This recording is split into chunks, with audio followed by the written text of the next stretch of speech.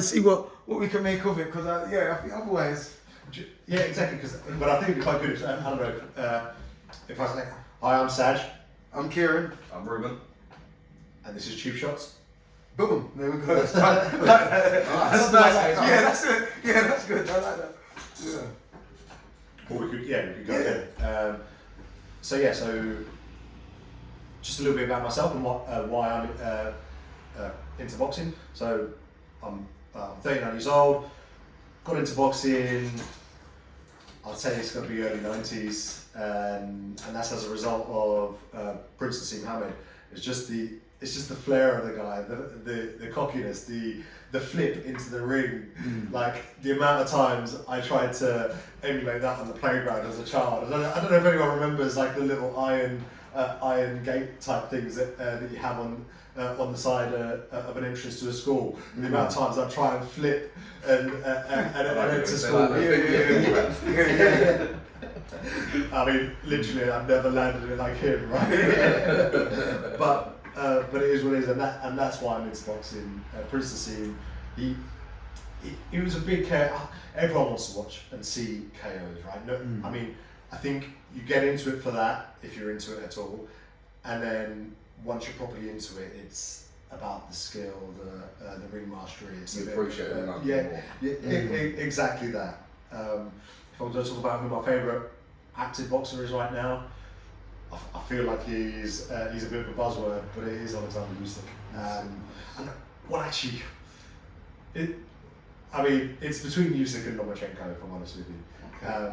But I heard some rumours last year, towards the back end of last year, that Vasily Lomachenko might be done and retired due to some sort of injury. I think that he's endured, and if that's the case, he's no longer active. So it's got to be Usyk all day.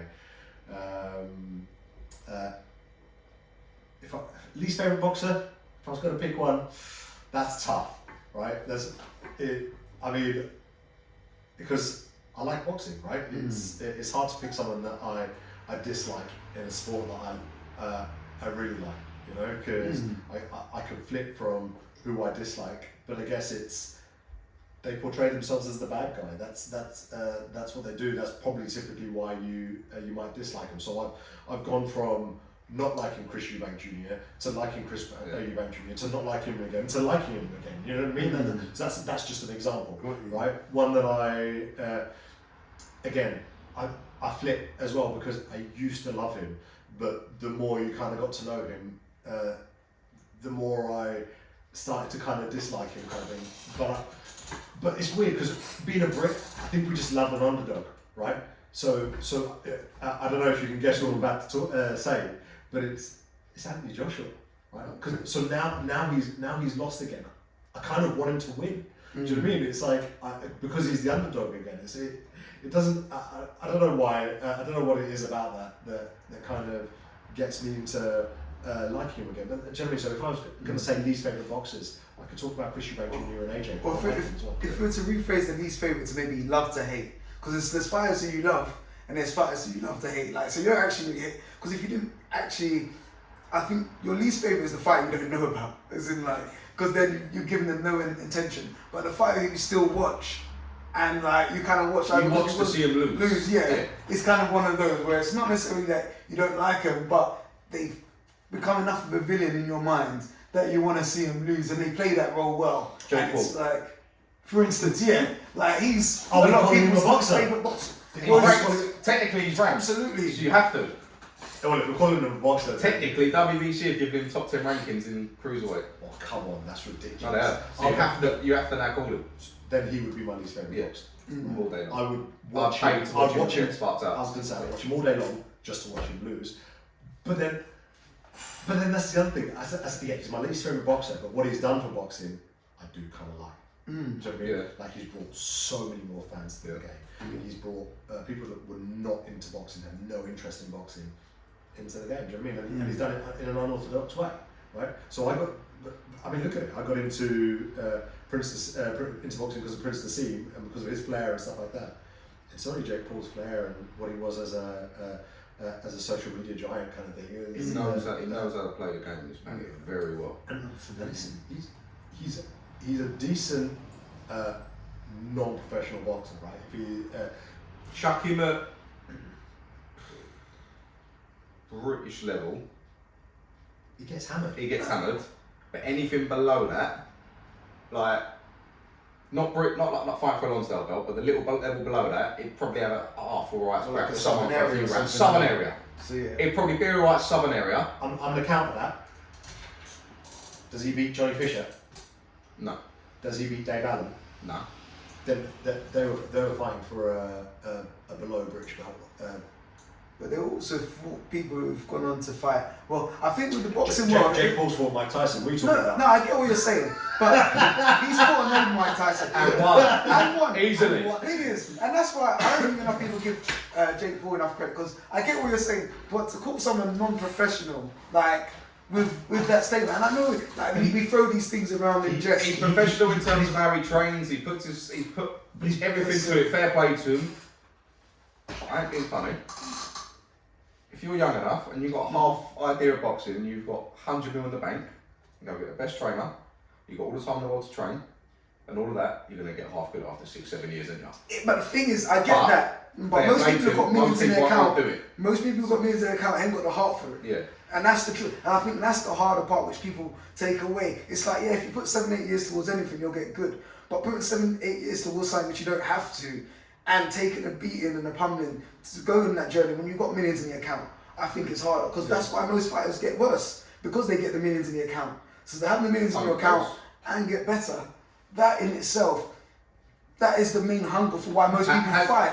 Has he got better though, or has his opponents got worse? Oh, come on. He's fought since Nate Robinson come in this fight, so definitely he's fought better competition. I mean, gone up. Tommy Fury ain't great. No, Tommy Fury's not great, right? But and that's the thing. I don't hate him. He knows his limitations. You know what I mean? And he fights who he fights because it's about money. Yeah, so Tommy Fury, I say fair play to. Only because of the basis of he's got the name. He knows he ain't going to fight for no British title nothing, so he's going, do you know what, let me go fight at KSI, and I'm going to go get 20 mil rather than getting 50 grand for your call. Makes sense. That's my limitations. I know it and stick to it. I'm not calling out anyone. Whereas Jake Paul on the other hand, I want to fight Canelo. Fight Canelo, good luck to you. But that's what I rate about Jake, is because he's got that spirit. Let's be real. We know. He doesn't. No, but the thing is, he does. The reason I say that, one, he trains with Team USA right now. Yeah. So, whether it's amateur or not, like, if you're fighting that for your national country, like, you're going to be half decent to start with. Now, let's say, I know he's sparred with X, Y, and Z, but they're probably maybe taking it a bit easier than he sparred with Lawrence to Cody. I'm not saying that Cody went to take his head off or anything, but he's kind of gave him a half decent representation. But I see it as like, for Jake Paul, he's essentially, the fact that we're even talking about him, considering his experience level, shows what he's done well. But on the other side, someone like Tommy Fury, I feel if someone can make millions of pounds fighting at a lower league, I say if a team could be playing in League 2 or Conference and be making paid what a Champions League team, first team player gets paid, why wouldn't they? Yeah, fair play. And that's what I see as what Jake Paul's done. So he is, but I'd say, but that second conference player, I'm not going to say he's not a footballer because they're not the best in the world, but because they're still playing at a degree better than 99% of the world, or those who play football. So what I'm saying with Jake Paul is, from those who box, he is better than 90% of boxers. Boxers from those who put on gloves. Now, if you now go to the elite space, then where he's trying to talk himself into, you're right. He could be considered a bit of a joke in that space because he hasn't earned his stripes to be there. But in terms of when it comes to boxing, he's done more and has invested more than 90% of people I've ever come across who have boxed from the discipline and everything. And there's another thing as well, right? So you, actually off camera, you talked about A-side, right? Typically there's an A-side and you know that's the person that's expected to win. He's an A-side for a different reason, or because people are A-sides for this reason too, right? He's the Paul, right? So let's be pun intended. I like that.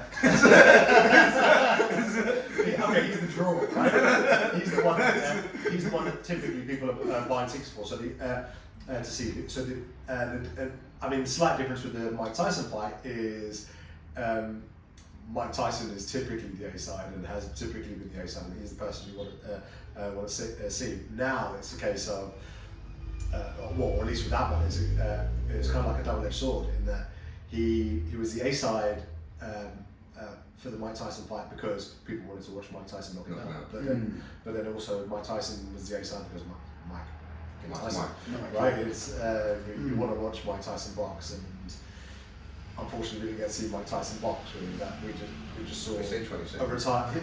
We saw a retired I Mike got Tyson. excited and I thought, here we go, and then all of a sudden it was like, oh no. I mean, when he tripped a little bit on his ring, Yeah, I know.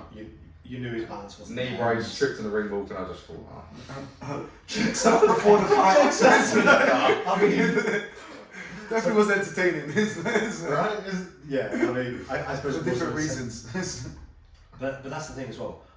Do I really think that Jake Paul was the fight Canelo? No, I don't. He keeps mentioning his name because it bigs up his next fight against Stan the Sandwich Man. To be fair, I think if Canelo did come through and went, here's 200 mil, he probably would fight him because he'd go, do you know what? I've lost to Canelo, it's a win-win. I've lost to the best fighter in the world, or one of the top 3, yeah? Everyone's expecting me to lose, I've got 200 mil out of it. He can still go on and fight his YouTubers again. Yeah, I think he would.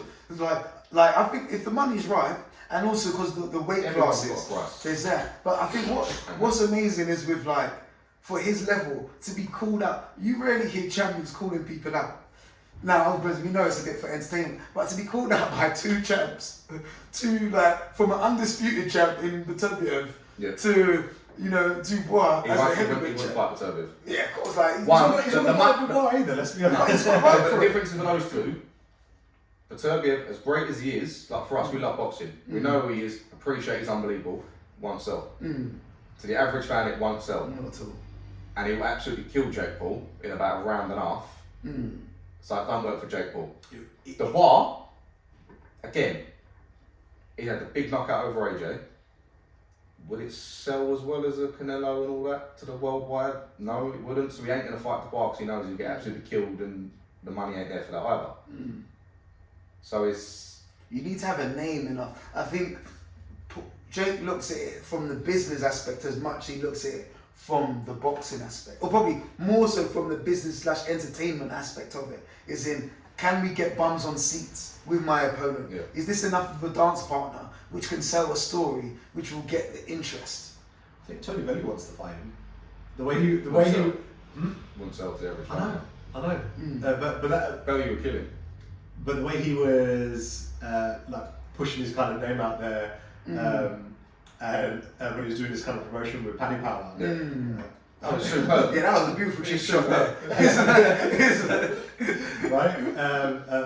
And in doing so, I think he was just trying to get his name out there a little bit in case Jake Paul could consider him for a...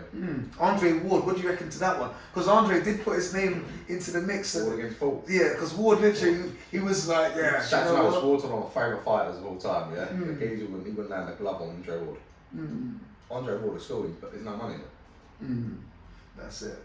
You go and ask the average person, as great as Andre Ward is, one of the best of all time I've seen, you go and ask the average boxing fan that watches just the big fights who Andre Ward is, they'll go, Yeah.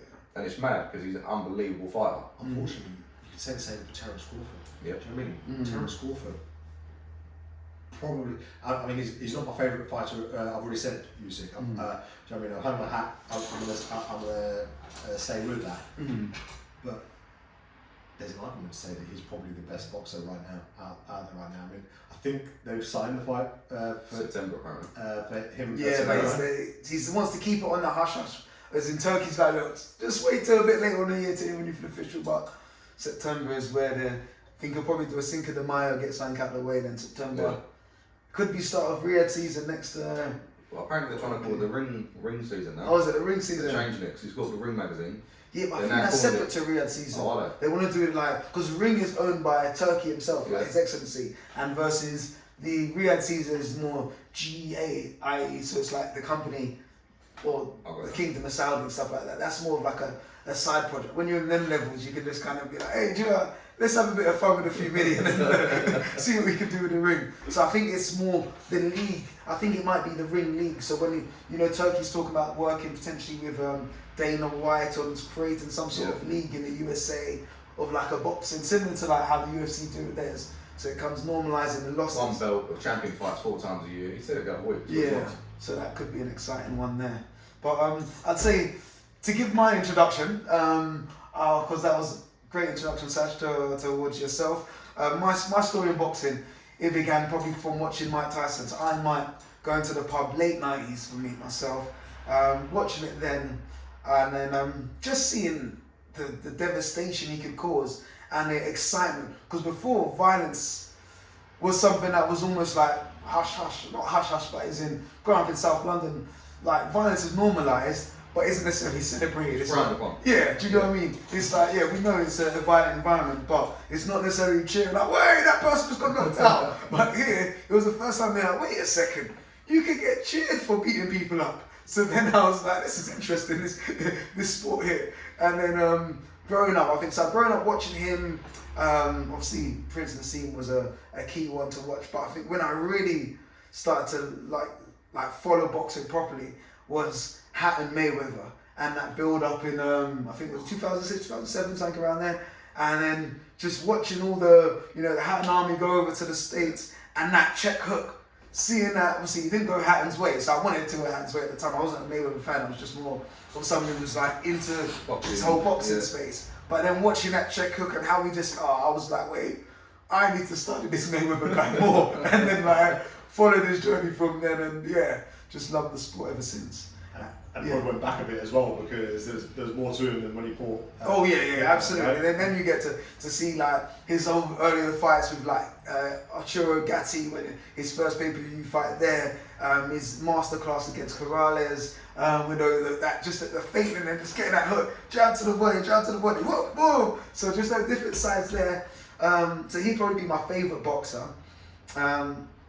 Active boxer, Terence Crawford. So for me, Terence Crawford, there's just that spike in his fighting style that I like. And I've also, like, Marvin Hagler's like an old school fighter, but I feel that I almost see like a resurgence with Crawford like Hagler in terms of, not necessarily for punch resistance because he hasn't had to show it, but more in terms of the switch hitting style. I like someone who could switch hits because I was always taught, okay, you got to stay in one stance. And I'm like, but what are these fighters? They're swapping stances. Or every now and again, they've got to swap as they're getting out, trying to change their angles. I'm like, I want to be able to fight in both. So Crawford kind of gave a current representation of someone who can fight in both stances, who's a switch hitter.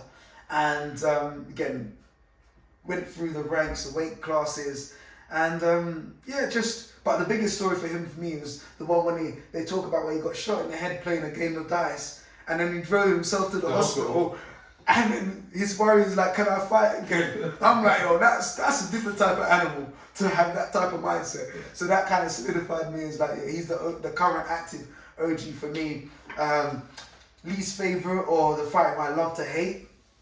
Do you know what? Even though people hate on Jake Paul, I'm not even going to put him in there because I almost want to see how far he'll get to see like where his ceiling will be. So I'm kind of supporting of him. Obviously, the thing is, I'm not hating him. Like I said, I don't like him as a professional boxer, but I respect that he's boxing to essentially show that he's actually got some worth in boxing because he's a boxing promoter, right?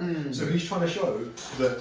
This is why I can be a boxing promoter. Forget all this Disney stuff that I did in the past, right? Disney gave me the platform to kind of be where he is now, but he's trying to kind of, essentially, in the nicest possible way, detach from that by boxing. So rebrand, re-image. Yeah. So the fact that he's boxing to do that, respect to him, but I just can't see him being as good as proper seasoned professionals that are doing this from. I get that. When he was dancing for Disney. Go to the Olympics, you'd have half the Olympics and you'd probably be able to weigh him in. If you went to the scenes, you'd be Olympics. Pretty much all the boys around that weight division would probably be able to weigh him in. Yeah. But, I mean, he's got the platform. He's put himself out there. Fair play to him. I'd probably argue that half the people at your boxing gym, you go to iBox. I would say same weight category and above would probably be able to. Even lower. Put Sam Noakes in against him and kill him. But again, now we're referring to elite fighters, the best in the world. So Noakes is ranked number 3. The best of the best in the world could beat him up. Yeah, granted. Yeah, I do that. But then he shouldn't be putting his name out with Canelo. But he's doing it to promote anything. But that's business. Do you know what I mean? Hey, if I could say, I'll tell myself I'm as good a coach as Tony Robbins. I ain't got the proof to say it. But if that's going to put me in a head-to-head with him, why would I not? Like, you'd be a fool. Unless you don't back yourself or you're not willing to take the losses. Yeah, I see it as, you know what I mean? Ali was said he was the greatest before. Like, success leaves clues. They tell us, you know what I mean? Back yourself to do it. But Muhammad Floyd says, hey, if you don't think you're the best in the sport, then you're in the wrong sport. Now, granted, he happened to be the best in the sport when he was in it. But it meant there should have been loads of delusional other people behind him who also thought they were the best. And that's just, the fight business. If I'm going to war, I'm not going to be thinking, well, hey, do you know what, half of these people on this battlefield could take my life. I've got to go in the mindset that it doesn't matter who they are. Like, I'll be real, I have the mindset that, well, I could take out half of the people who were like so I know I'm under complete delusion, but at the same time, that is what's needed, because I'm not going to walk down the street thinking, oh, well, this person could take me out, this person could. I see it as anybody, 6'5", 6'6", give me the right time and opportunity, we don't know what. So it's just a mindset. They're not saying that there's a truth to it, but I just see it as, if you're going to be stepping into between those ropes, you better have a bit of craziness to you and 100%. delusion. Or in business, if you're going to try and start a mega successful company, you've got to be a bit delusional, because the chance of success is slim. You're probably wrong with what you're saying, but that's just part of the game. Yeah, fair enough. No, you make a good point. That's just, but again, I do love the talk, and if there wasn't that talk, he wouldn't be as big as what he is. But love to hate, the person who comes to mind for me is Wilder. So the reason being is like, and I'm actually a Wilder fan, but the reason I say I love to hate is in like, he'd create a narrative, or when he was talking about, I want a body on my record, all that stuff, it's like, bro, like, this is still a sport. Like, so that kind of created a story of wanting to be like, actually, but the reason also why I love to hate him is because of the amount of time people are like, oh, this person's rubbish, all he's got is the one punch, but it's like that one punch got him a bronze medal in the Olympics, that one punch got him as a world champion. Yeah. Like, we could say all Ali had was great footwork and speed and like, all you've got is all you've got, but if all you've got gets you the result you need, then hey. So it was almost, I love to hate him because it's like, bro, you shouldn't have won again, but you got the job done. Kudos. And that's what I was like, yeah. My man dropped Fury like 6 times. Do you know what I mean? It's like, but this is it. So I mean, you say you love to hate. I mean, the thing is, I feel like wanting a body is contradictory to the reason why he even got into the sport. You know what I mean? Yeah. He did it for his daughter, and it's like to make some good money, medical bills and pay for all that sort exactly of thing. For his daughter. So it's kind of you know, it's for anyone that knows that, you know, it's just kind of like he's just creating that to show that he's hostile. I guess that's the thing. But I think we've got a guest.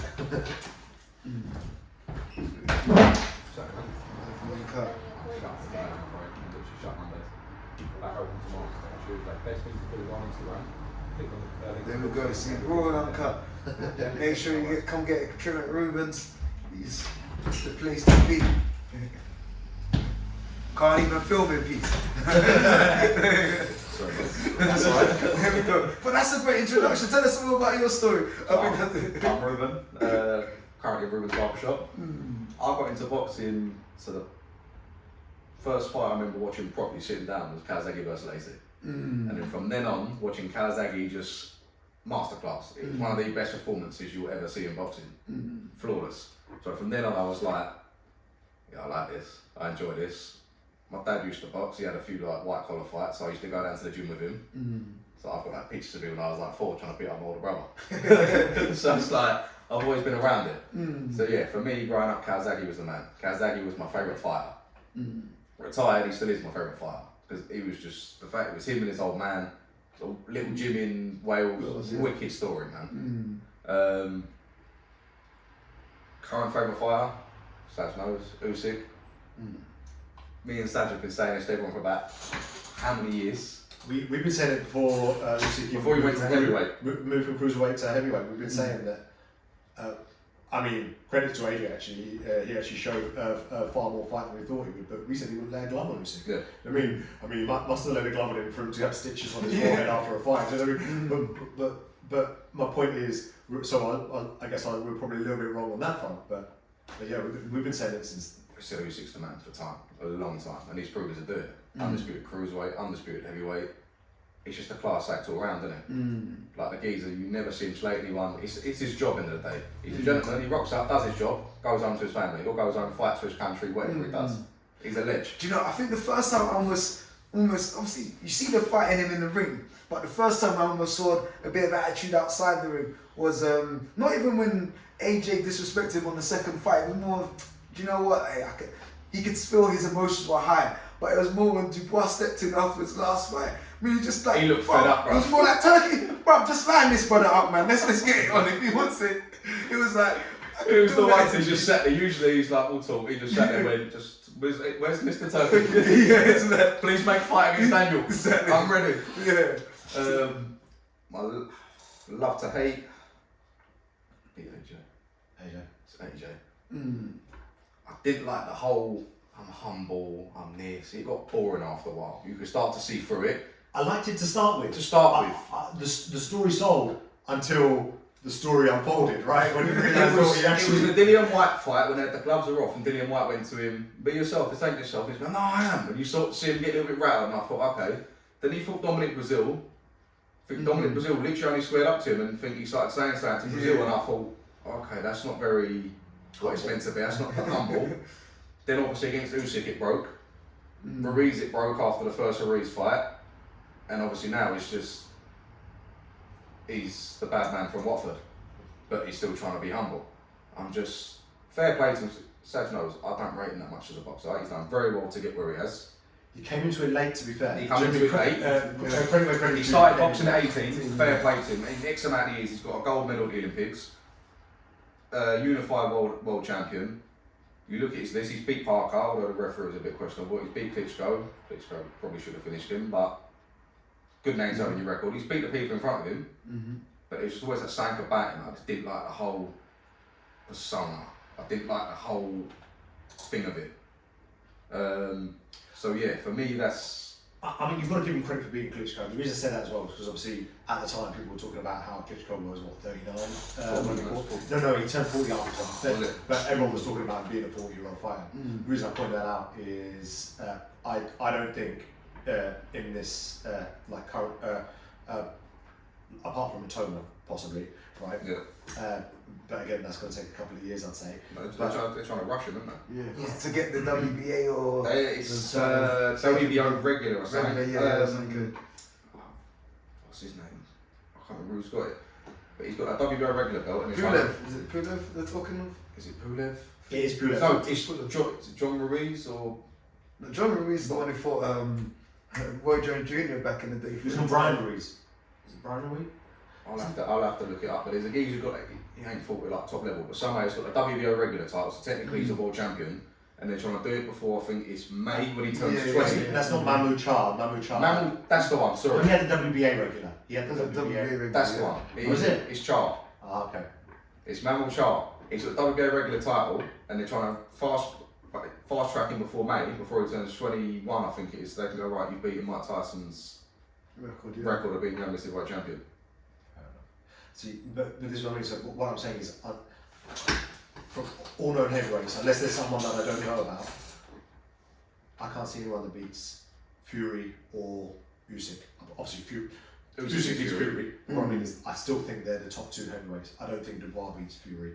You know, that's my opinion. I don't think Joseph Parker beats Fury. I don't think Zhang. I don't think Atoma now beats Fury. You know what I mean? But no, you give Atoma a few years. You give Fury a few years to get older. Time beats everyone. But what I'm saying is, I'm trying to give a bit more credit back to AJ for beating Klitschko when he beat Klitschko, because Fury and Usyk are Klitschko's age now.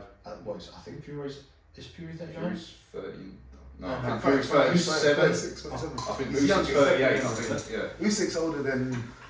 I just look, but Toby is 39. So if you're still choosing to be active, like it's great when you do it in those times. But I look at there's advantages to being young. There's advantages to being old. If you're stepping in there, you're stepping in there.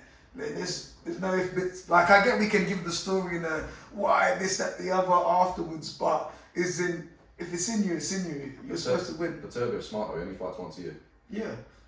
So it can be 40, but when you fight once a year, you've got a nice 11 months off, get your ring, get your training in properly, relax, chill out, rest. When you're younger, you want to be active, don't you? I was going to say, doesn't inactivity kind of have an impact? I think I think with him it's more of he's not taking all the shots all the time. So let's say for instance he might be training all year round, but he'll probably only have to fight or spar for a few of those months. Versus someone who's, let's say, doing 2-3 fights a year, they're sparring pretty much 9 months of the year. So 9 or 10 out of 12 months of the year they're taking shots for years after year after year. Versus someone who's just been doing that for 3 months of the year and has just been conditioning themselves to get better and better and sharper and sharper. And I do think he's someone who has that humble attitude by even being a world champion, still being like, yeah, one day I'll get good at boxing. Someone could say, is it a bit tongue in cheek? But I think it's just that mindset he has of wanting to continue to improve and grow. But yeah, he's smart, he makes it work for him. 100%. I mean, he's going to, I think he wants to be a proper promoter when he's done. Like, if we're still talking about AJ here, do you know what I mean? But yeah, I guess that. Has he still got a few fighters? Because at one point he had a couple fighters on. On 25. 247, 258 management, isn't it? Yeah. I think he had Okoli at one point. I think he had Watsy Yeah, at one Watsy, point. didn't he, as well? Yeah, Watsy. Yeah, I think he might. I think Sonny's gone and done his own thing, I think. Yeah. I think, Sonny's gone to do his own thing. But I know him and Sonny are quite close because they're Team GB together, man. It's like roommates or something when they used to be in Team GB. But yeah. AJ and Sonny, Sonny Edwards, they're good. I think he was quite close to Luke Campbell as well. Again, because of Team That was the GB. same year, wasn't it? Yeah, that's it. But yeah, if we look at 2024, what would you say is like a good cheap shot? So now obviously the show's called Cheapshots and everything. So what do you think in terms of the boxing space? If you look at 2024, what do you feel was your cheap shot of the year? My cheap shot of the year. I don't think I'm the one to start with cheap shot of the year. I mean, if I'm thinking cheap shots, the only cheap shot, like the first cheap shot that comes to mind, and it says it's a cheap shot, but I guess one of the first rules in boxing, or the kind of things that you're coached, is protect yourself at all times, right? And it comes back to that Mayweather fight. I can't remember. Ortiz. That's it. Yeah, against Ortiz. Now that's the best cheap shot of all time. That's why I specifically said last year. That's my favourite. I think, off the cuff, I can't think what my favourite cheap shot of last year is yet. Just yet. So, I mean, you can argue that Mike Tyson's son with Mike Tyson was a bit of a cheap shot. You were interviewing your dad and you let the cameraman pan to your dad's house. Are you kidding? The maddest thing is the camera then zoomed in. What are you doing? Like the cameraman must know, right? He's standing there with just his thing on. He's butt naked, yeah? When he turns around, go back to the ring. Don't zoom in, bro. Just stick to his son or do something else. Well, that was definitely a cheap shot from Netflix. But I think one, I'm not necessarily going to call it, what was I going to say? I was thinking it's like I'm going to call it a cheap shot, but I think it was just a very strategic move. Is in like, Ryan Garcia's play lead up to the fight, in terms of missing weight, just mucking around and acting like he's lost the plot. Was that last year? That was last year. Start last year. How big a year has 2024 been for boxing? Because so much has happened since then. Sorry, Karen. But yeah, I think that one, in terms of just acting a bit crazy, showing up like he was, not disrespecting the sport, but he was creating a narrative where he could almost let Devin Haney lower his guard a bit, and then just turn it on his head with, just really not necessarily being drained. Well, he winning the fight, quote unquote. There's been a bit of things happening since, but I think that was a beautiful cheap shot in terms of how he was like not making weight. I think is almost the ultimate cheap shot you could give to your opponent, because essentially we know that making weight is one of the hardest parts of it. So if you've avoided that struggle intentionally, that's the worst. That's the best cheap shot you can do, but the worst thing you can do at the same time. 100%. But it was a wicked cheap shot, because I hear because he's still convinced Haney to fight. Yeah. Haney's ego was that. Haney hate him enough to go, I'm still going to fight him. Too many millions on the line as well. When you're like, boy, do you know what? Yeah, but then there's going to be a fine. Do you know what I mean? If they're fighting, No, I think Garcia got fined a few mil But he'll for take it. missing weight. No, but what I'm saying is there would have been a fine for the fight not happening as well. Do you know what I mean? Not on Haney's side. On the TV rights and all that sort of thing. So And I think in those scenarios, your team will strongly encourage, because no one's making money off fights. Yeah. So you're telling essentially your whole team, and because it's also with the structure of how the fighters and the teams are paid, a percentage of the purse. You're looking around to, let's say, your strength and conditioning coach, your other coaches, all of their families have been putting their last 3 months in with you and saying, actually, guys, because this person's weighs 1.5 kg more than we're expecting, you guys aren't going to get paid for the last 3-4 months of work you've done. It's a hard position to be in, so therefore you'll be like, let's just do it anyways. So yeah. Well, yeah, Garcia would have sat there and would have gone, how much can I miss by? Where it's not taking it's taking the piss but not taking the piss. That's it. Like if I come in a stone heavier, done. Yeah. Who's Mayo's got that young protege coming through? Colonel Murta. He missed weight by like, it was something ridiculous, by about 15 pounds his last fight. Yeah, It was something stupid. He literally, I mean, he still turned up to the weigh-in. Weighed in, it was like, you are literally like 15.5 pounds over the weight, and he went, yeah, I'm not really fighting then. Just left. It's like, mad, it's like your third professional fight. Whereas Garcia's gone, I can do a kg and a half, or I can do a couple pounds here and there. And I know this that big a fight where Haney will go, I've still got to fight him, I hate him. The last 6 months all he's done is rattle me. Yeah. So he was smart about it. 100%. That's it. My biggest cheap shot. Off the top of my head, I can't think. That's the biggest one. It's the fact that he done the whole press conferences. He was calling out De La Hoya. He was saying about when he was in the woods as a kid. He lost the plot. It was like he literally needed to get sectioned. He was finished. So I was sitting there going, I think even to Sajjad, I was like, oh, I think that I'll see it. Done. So I was sitting there going, like, Luke Hamill dropped him.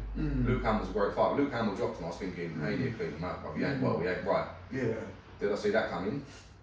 Not a chance. in fairness, when he didn't make weight and the fight was going ahead, I do think we had a conversation like, don't know where this goes now, because we thought, because we second guessed him. It was a case of, did he deliberately not make weight, or is it because of all this Stuff that's going on. stuff like where he's been. We think we thought he was on drugs. Do you remember we thought he'd been drinking, and that's the reason why. Well, he was walking out to the press conference looking like he was like stoned. He was on something else. He was pissed. Think on the way, and he had a beer in his hand. He came out afterwards and admitted he went, no, apple juice. He went up, emptied the bottle, filled out with apple juice. So fair play. He put on a great show that day. So yeah, I see why that's both your favourite cheap shots the last year. And then they got the rematch this year as well. Have they got the rematch? Yeah. Because they're talking about. Apparently there's going to be. They've both got a fight each first, and then I think they're saying October time they're going to have the rematch. So I guess we're both not fought in like a year since the last one. Ring rust. They're at that age where they're young. They want to get a bit active again. Garcia come back, get the hype up, and then. Garcia wants to fight Conor Ben, doesn't he? See those two, don't they? Oh yeah. God, what do you think about that encounter there? Because it was interesting. Because it kind of looked like it's a battle of the positive test, isn't it? It's 32x for one. And what was it, ashwagandha for Holland and Barrett. Yeah. Spending too much time looking at these natural. I guess I'm fairly certain, like a combination of ashwagandha and I think it's maca root, are supposed to kind of improve kind of things like virility and stuff like that. So surely that's got to be. I was going to say it's got to have something to do with. This made me laugh when he come out and he put a picture on Instagram. And no, this is it. It's ashwagandha leaves, and I thought, Brother Joe Rogan spoke about that. Like everyone knows that boosts your testosterone. It's a test booster. Might be a natural supplement, but still it boosts your testosterone, bro. You ain't gonna get past on that. Like people are getting done for certain protein powders. Do you know what I mean? With protein powders, if you've not read the label, that's one thing. But if you're literally looking at using something that's a testosterone enhancer, or natural or not, it's. Like I was speaking to Eddie about it, And he was talking about all the fighters he's got down at iBox and this and that, and he was saying, say for instance someone's ill, you can't just go and get paracetamol or antibiotics. You've got to send it off to the BBRC, send it off to certain other people, this and that, and they go, right, you can't take that, you've got to go take this instead. Or if you're ill, you can't take anything, you just got to wait 2 weeks for it to pass, because everything in that has got this and that in it, you can't take it, you'll fail a drugs test. It's mad. That's like I used to follow Shannon Courtney. I don't follow her anymore. I don't know. She must have just. I must have just got bored of whatever she was doing at the time. But I remember quite specifically there was a time where she was training, she fell ill, and she just was just drinking water, like just letting herself be ill kind of thing, and didn't even realise it's because you can't. They can't just pick any kind of painkiller because it might not be. Okay, kind of thing. Because I was going to say, because if it thins your blood, for example, to kind of release any kind of clots or whatever that's causing any pain and things like that, that could be seen as possibly disguising or trying to hide something that you've got in your blood. Yeah, definitely. You're trying to wipe out or wash something out, and you're trying to. I was going to say, speaking of, because when you mentioned iBox, I was thinking, what do you think of Sky Nicholson's performance last year? Like that was. She done well, man. She boxed very well. That last fight won in Riyadh. I mean, that other girl come in going, I'm going to do this, I'm going to do that. I was speaking to Eddie about it, said, he goes, we're prepared. She knows what she's going to do. She's going to come in, try steamroll you. She can't switch, she's going to come in, try for a few overhand rights, pop, jab, move around. She boxed really well. Yeah, she boxed really well. He's got some exciting fighters down there. Sam Noakes the one coming through. He was sparring Shakur Stevenson. Yeah, I heard apparently they did 5 rounds or something like that. 4 minute rounds, 30 second rest. They done 5 or 6 rounds, 4 minute rounds. Should have just dropped everything and gone to watch. Right. No one was in there. Was it not? Literally, Shakur's team rocked up and was like, we don't want.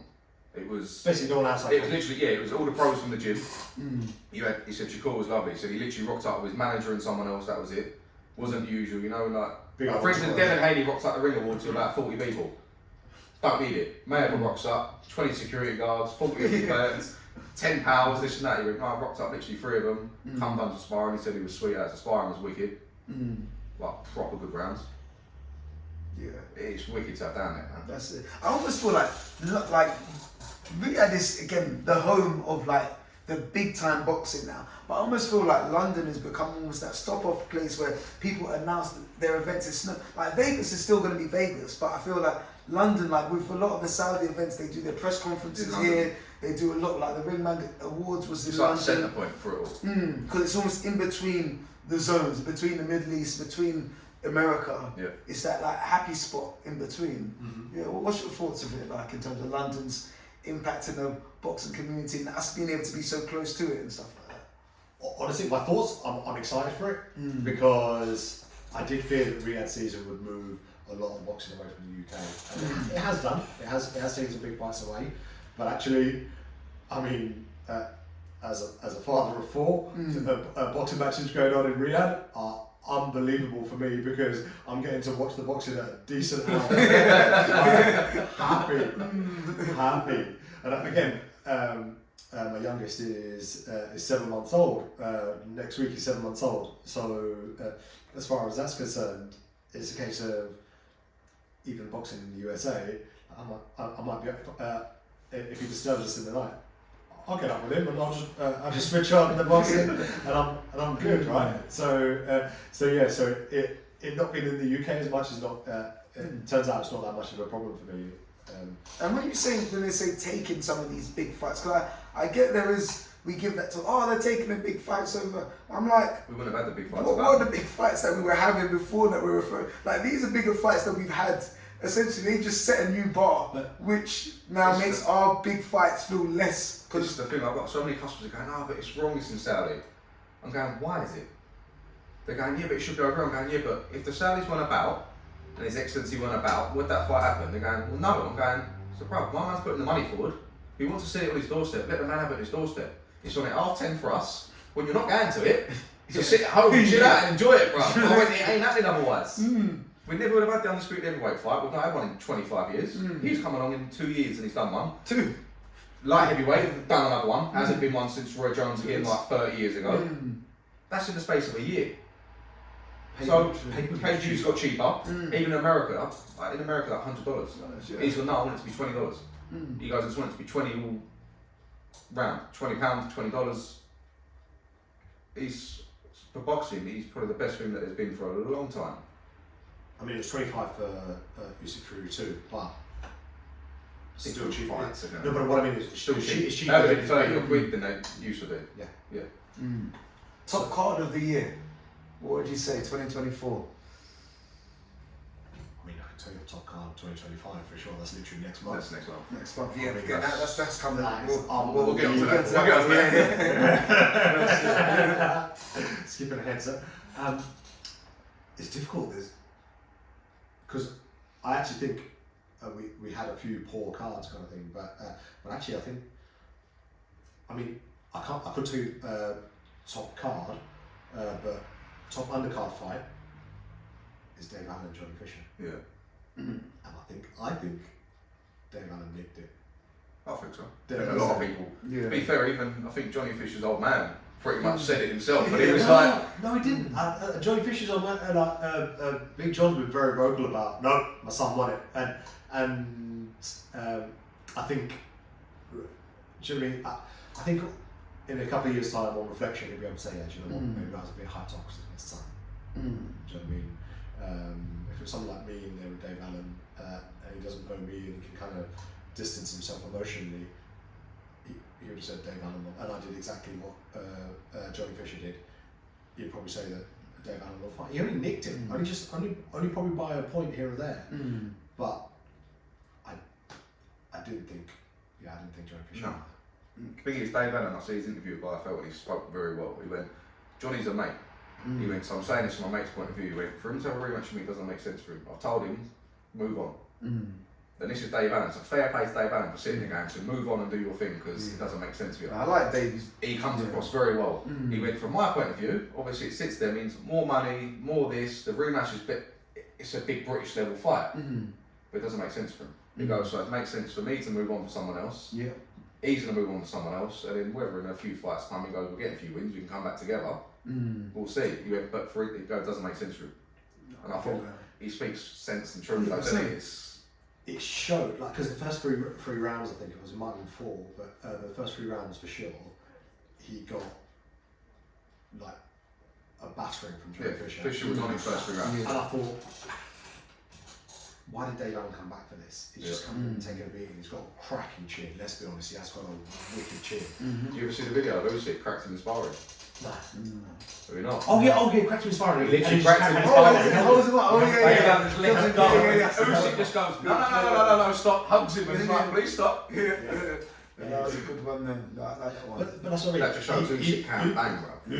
Yeah, he can bang, and it shows why Fury was out on his feet round 9 in the first fight.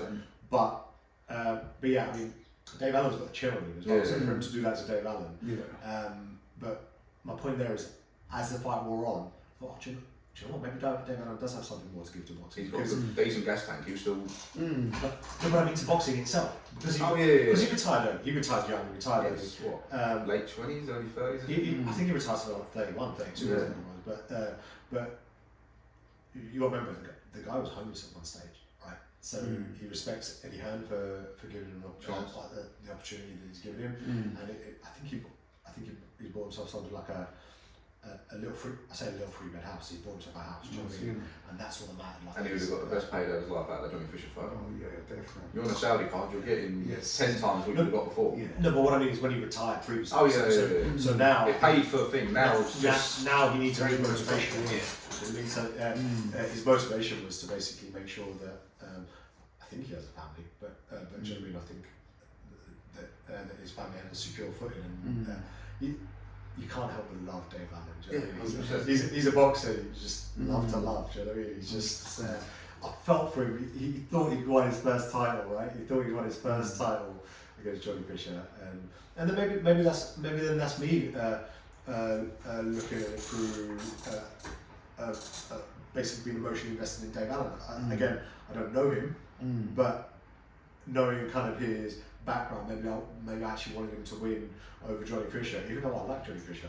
I like Johnny Fisher. I thought he was the future. I sat there watching my dad went, there's no way.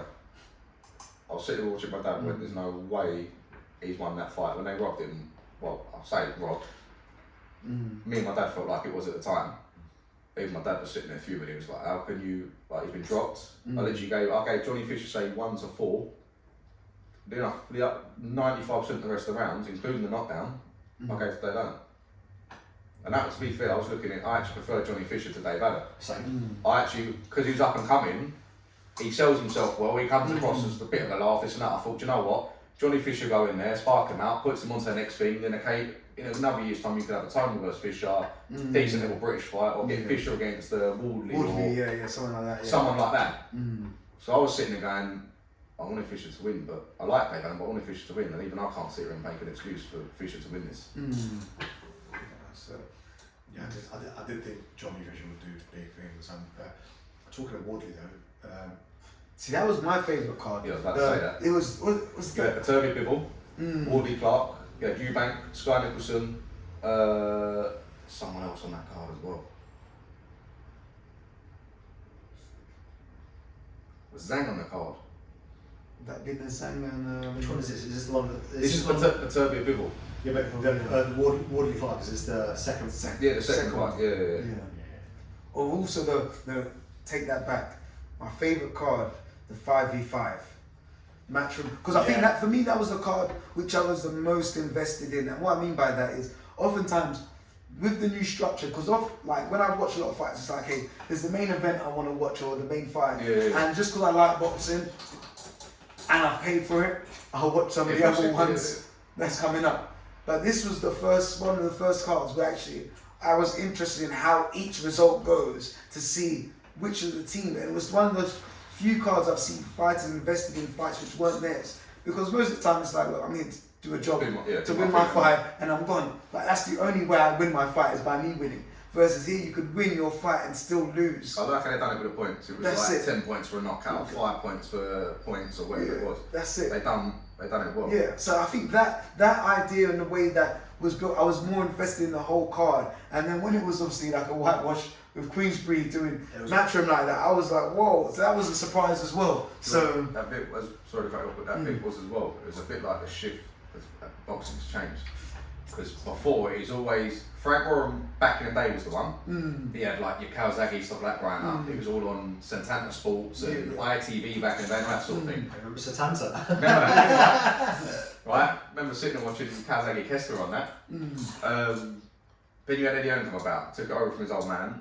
Started off with like Bellew was the big one when he won his world title stuff like that. But since then, he's been the main man. He's had your AJs. All the big stadium fights have been Eddie Hearn. Frank Warren had like the York Hall shows and stuff like that, or like the Copper Box, or he occasionally done the big show, but it's because his fighter was fighting Eddie Hearn's fighter. Whereas now all of a sudden it's like you go through, you go right, who's Eddie got now? He occasionally jumps on a Canelo card because Canelo ain't got a promoter anymore. He goes, if you want to do it, pay me and I'll do it, yeah. But the Fury Usyk fight, he was just there to watch it as a neutral because he didn't have any fighters. On the undercard he would have, but in the main event, no. Whereas you now sit there and go, right, Frank Warren, you still got Fury, he's going to come out of time. So you're talking about Eddie Hearn. I thought Eddie Hearn I think he's got some kind of involvement in Usyk. Like he had some kind of like a promotion kind of thing with him. So Usyk's got his manager, but I think Eddie Hearn's promoted him. He's not full matchroom stable. But he's got something on his cards. I think so. But then you look at Frank Warren, you go, right, even coming through, you've got Sam Noakes, Moses Toma, a lot of good British level fighters. And you still got Tyson Fury, he's going to come out of time. he's got Dubois. Danny Dubois. You go through his list and you go, he's got the bigger fighters than. But I think this is where. Hamza Shiraz. So yeah. This is where I think Eddie kind of lets himself down a little bit. It's because Eddie's great. Jeremy is a great promoter, but it feels like it's the Eddie Hearn show, where with Frank and Queensbury, the boxers are the. Generally, they're the guys. The only thing with them is.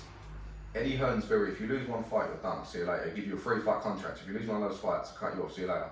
Josh Kelly, he had that Sims kid, the American kid who looked sharp. As soon as he lost his first fight, it's like, yeah, see you later, you're done. Who's that? Oh, something Sims. I'll have to find out his name. It was about 5 years ago, come about. He done a wicked interview with Coogan on IFL about his old man passing away. Wicked boxer, he used to come out here, the tassels on the boots looked like an 80s fighter. Looked wicked. Lost a fight in America, Eddie Hearn went, oh yeah, your contract's expired. What about Superhero Matches? He just signed him and obviously he lost his first fight.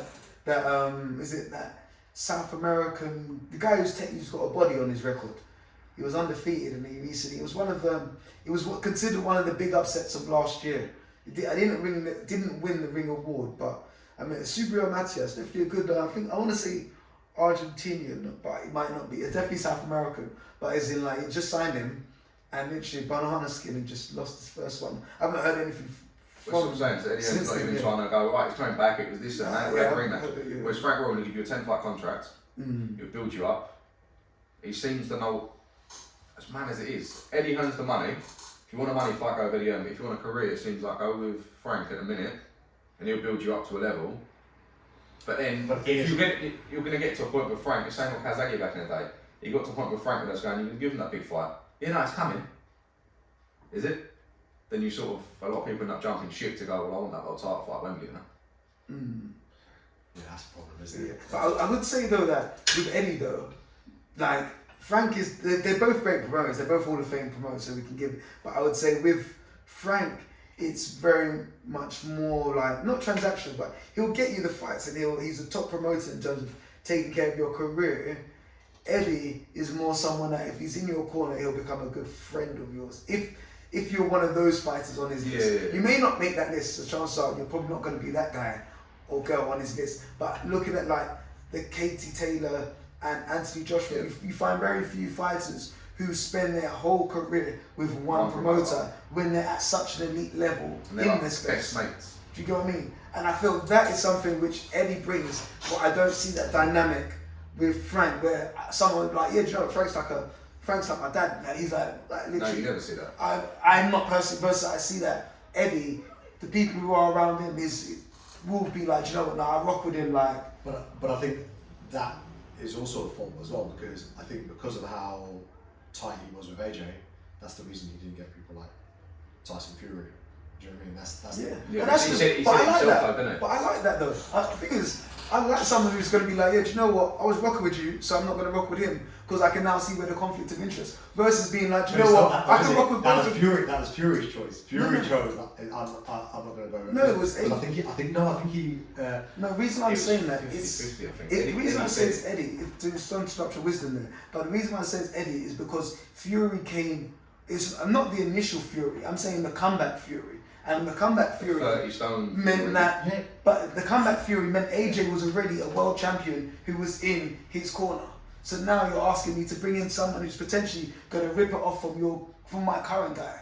That is going to be split loyalties. So from a business perspective, yeah, he could have taken on Fury, but in my eyes, he did the right thing towards AJ. If that's the person you're saying I'm going to promote and back wholeheartedly, you made the right call. Because if you're now saying actually I'm going to represent your biggest opposition, but don't worry, there's no conflict. Who are you lying to, me or you? Because I'm not buying it. There's going to be conflict. Do you get what I mean? There's going to be conflict. I'm not buying it. I mean, he had Dillian White and there was conflict there. Yeah. Do you know what I mean? Do you feel that now with Usyk, let's say even Dubois and Otama, even when Frank talks about it, you can kind of hear him basically say, look, I have to kind of stay out the way. He can't fully be on one side or the other. And that's going to be an issue. But I get it. Like, Frank, they're both amazing promoters, but I'd say if I could build a long-term friendship as a fighter with one of them, I would say that Hearn has proved more loyal to someone who he fully has a heart for, but Frank is probably more fair to the boxer who walks through the door. Do you get what I mean? Yeah. So if I'm looking for a fair shot, then you go to Frank. If I'm looking for favouritism, if you can sell yourself You've got and you've got a good image, Eddie Hearn will love you. You've got to remember as well, because Eddie Hearn had a great relationship with Kell Brook. Do you know what I mean? And I don't necessarily think that Kell Brook was with him for the whole time. Well, he ended up going to boxers, didn't he? But he was with him for a while though. He was with him for a Long time. He was with him for a long time. But boxing is another thing. I can't see. I don't think that. I think that's going to kind of die a death potentially. And I don't think Riyadh season has helped boxing getting away kind of thing. Well, you don't think so? I think they've definitely, like, Boatsie's been on a few of his cards now. And doesn't sell though, does it? He doesn't sell, I but like Watsy, but now he's got the opportunities. he's fighting Conor Swift next month. Yeah. Let's say he wins this fight. He now gets to fight the winner of Batobia and Vivo. That's a pretty good job as a promoter from boxer. I think there's levels. I think, see it as. I think Buatsi's inactivities let him down. Genuinely, I thought Buatsi was going to be the one. the, I thought he'd be yeah. Yard. Now I look at it and I think, you know what? I'll say Yard probably does it. Mm. I used to think Waxy beats him 10 times out of 10 because he was looking unbelievable, he was boxing well, this and that. Now I'm sitting there going, You you could know what? even see when he fought someone that was clearly a lesser boxer, he didn't just go and completely ruin their lives. He just boxed them out of the ring kind of thing, and that was it kind of thing. It was a bit kind of Usyk in the way he was clinical rather than just. Didn't want to hurt you, just, yeah. But could hurt you. Could hurt you. But now, I don't know how long it was that he was inactive before he joined boxer, but it just looked rusty. Yeah, I get it. His career didn't go the way considering it went like that and then it just went. Because it was 2016, the Olympics that he got the bronze in. It was the one after the. London. Yeah, it was one after London. Yeah, so it was in 2016. Yeah, 2016. So considering now he's been a pro for about 10 years. Yeah. 9 years. 9 years. 9 years. It's like I would have expected at least a world title fight by this. But everyone's got their. Sometimes you don't know what's going on outside of the ring as well. Everyone's got their own individual journey. So, that's the way. 100%. He's like, and there's still time left. He's still unbeaten. Yeah. He can still get there. Yeah. But I just feel like he did peak, and I just thought since then it's just gone. Yes. But I feel the Riyadh season has given him a little bit of a boost because prior to the last fight in the Riyadh season against Hutchinson, what was happening? Like, but I think since that fight, now he's fighting. Well, was that for the interim or something like that? And now this is for the interim. This is for the interim one. If he wins this one next month, if he wins this next month, he's now got a world title fight, an undisputed potential world title fight. That, considering 3 fights ago, like who's he fighting? I think that boxer's done well by him, getting him into this Riyadh mix. Now there's levels to it. Am I saying is he doing what Frank and Eddie's doing? Probably, well, but definitely not. But he hasn't got early days for him. Yeah, he hasn't got a dad who's a Hall of Fame promoter. Or he hasn't been promoted for 40 years. Like Frank, those two, they've got experience and wisdom in their corners, and I just think that Ben's just like, to be fair to him, he did put on the Kelbrook Khan fight, which no one else could have done. So he put that on. He has had a few decent fights. The stadium one at Crystal Palace. The Taylor Catterall fight, alright, yeah, Catterall got robbed, but he put that fight on. He's had a few decent fights when you go back over it, but that's just something about it. You just look at it and you just think, it's not a boxer card on this weekend. You go, alright, is it? Yeah. It's not. There's not that big names he's got. Like his biggest fighter, and it's what Okoli. He's struggling to put out a pay-per-view. Yeah. He's struggling to put out. Yeah, he can't put out a full pay-per-view card with 8 fights on, all his own fighters.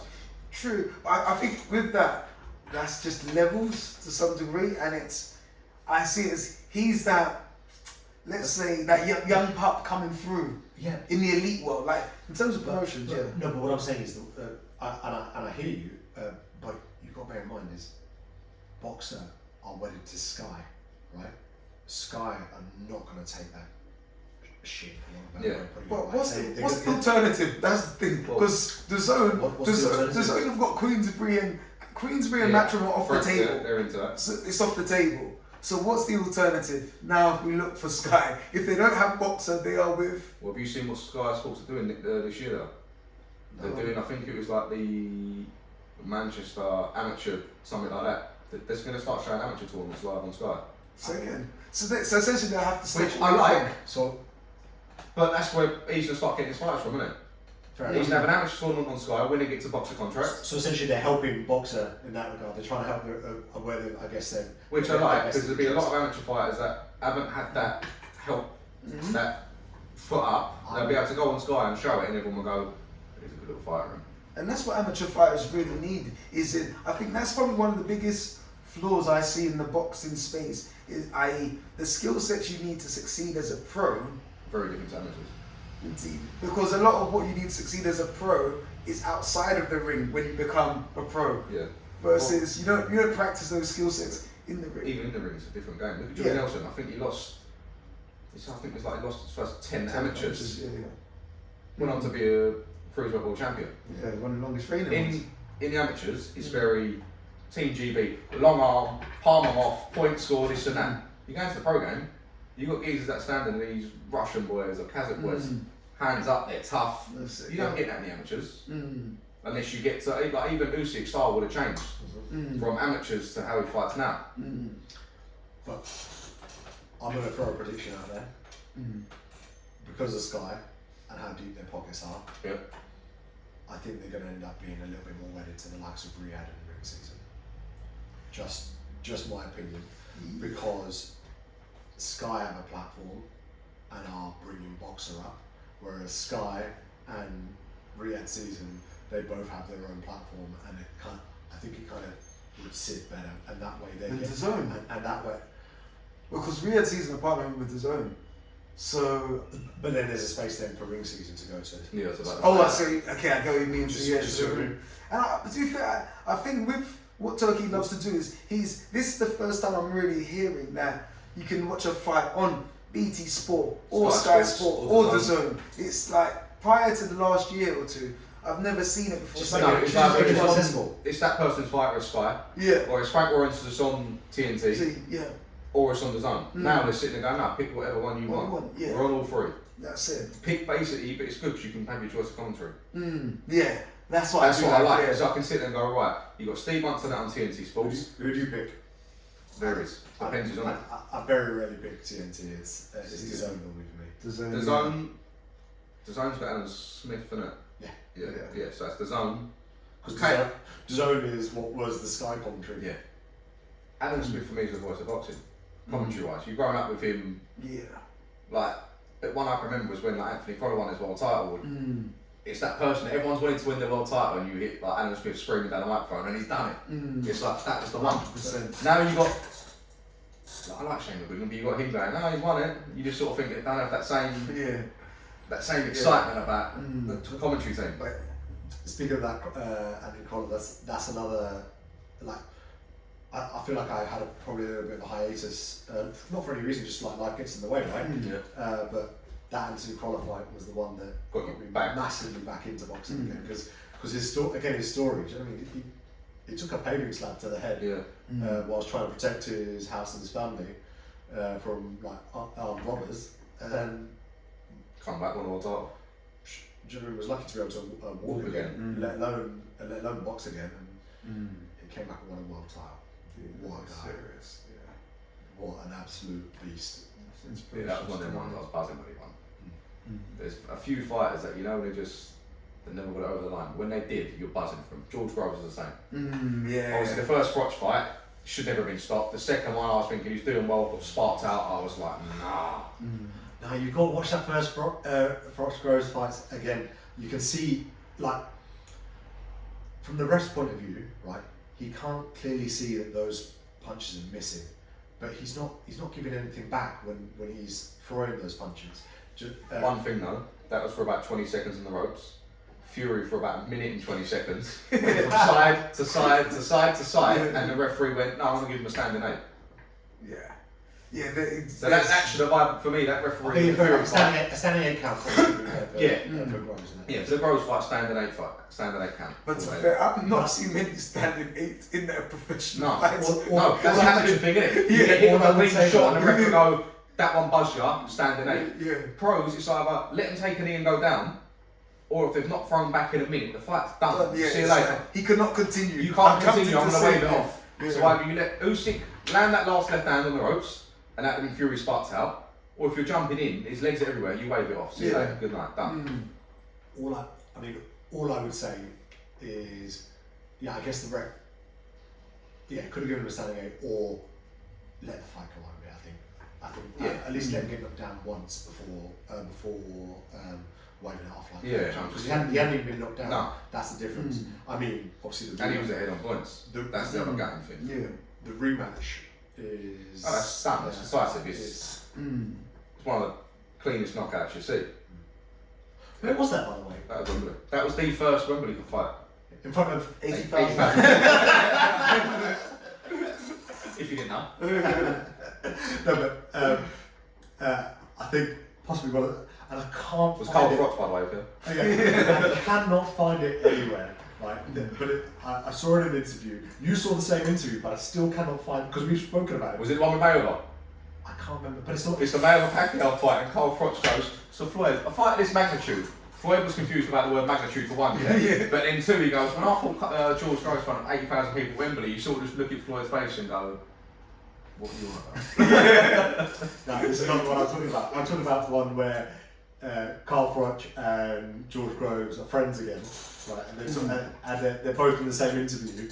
And Groves says, "Oh yeah, do you remember the fight where I retired you in front of 80,000 people in Wembley?" And it's like, yes, They was all doing punditry for Sky, I think it was, wasn't it? And that I think is a pretty fucking epic cheap shot as well. You know, it's like because quite frankly, he retired. He didn't fight afterwards. So speaking of cheap shots, there's one that from back in the day. This was Adrian Broner and Paulie Malignaggi. So when they had their fight, the fight is done, and then Adrian's like, "Yeah, I beat you, and I took your girl." It's like, and then Paulie's like, "Yo, stop it, bro. You might be able to." Paulie starts going, "That's my side team anyway. That's my side team trying to make himself up." I thought, bruv, just get out of the ring. That was it. Oh, wow, man. That's the other one, Paulie, when he cut his hair off. Oh yeah. Mid-fight. It was everywhere. It was like that. You just see his corner get the scissors for the hand wraps and go, "You know, fuck this, go on." Yeah, no, Paulie's a good man. I used to like his punditry as well in the States. He was right. He was good. Was he Showtime or on HBO or one of them? He was Showtime. Showtime, yeah. HBO was Roy Jones, Max Kellerman, and yeah, definitely. Yeah. Roy Max and I forgot the older guys. Yeah, that's it. But no, some good some new. What do you reckon of the new people going through like Dev Sani and Ade at the Depot from like Queensbury and Matchroom presenters and some of them are alright. The main geezer at the Depot, he gets too close to some fighters, that man. Some of his interviews I do crack up because he's like that. What do you think? And I'm thinking, bro, just take half a step back. Just take half a step back. But he's doing it for the zone as well, isn't he?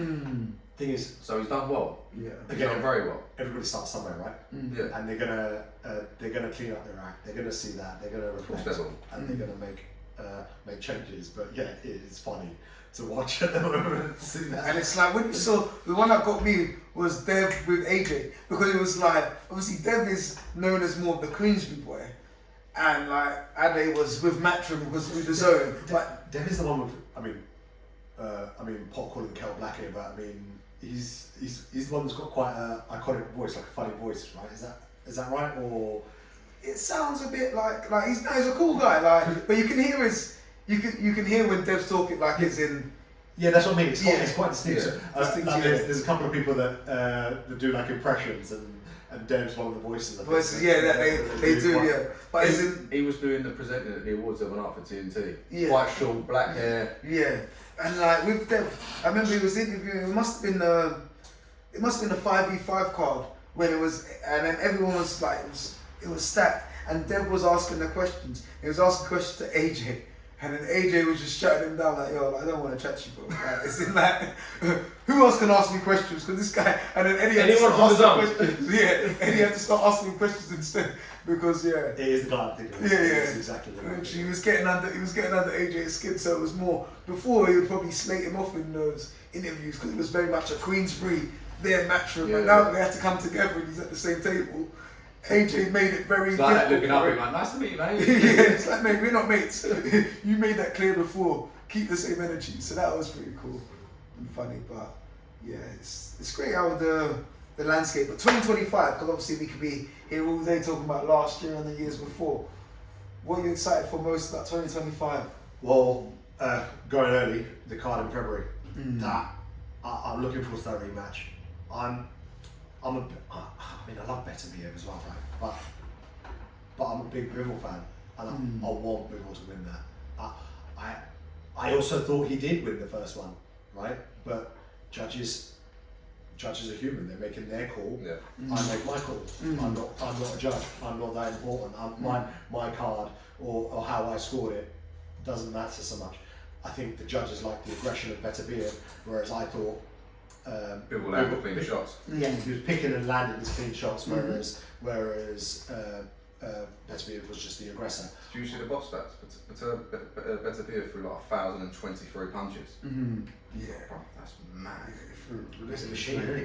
Bro, He's you a throw machine. 1,000 punches. Like if you throw 400 or 500, you're active. Yeah. 1,000, that's next level cardio. That's it. And I the way I looked at it is because I gave it to Beterbiev just slightly, but for me it was more of, if it was an amateur fight, Bivol would have won that all day of the week. But because it's a professional fight, I can see how Beterbiev won the fight. And the way I kind of justify that is I say as in a professional fight, you may land 15 clean punches. If they bounce off someone's head, someone else lands 2. One's off the gloves, the other one lands you clean, but you look shaken off those 2 hits that hit you. The judges are probably going to give it to the person who landed those 2 punches versus Watch you 15, more rather than the... there's 15 clean where someone's like, boom, boom, boom, yeah, that's fine. I land mine, you're now looking like this. They're like, wow, he won that round.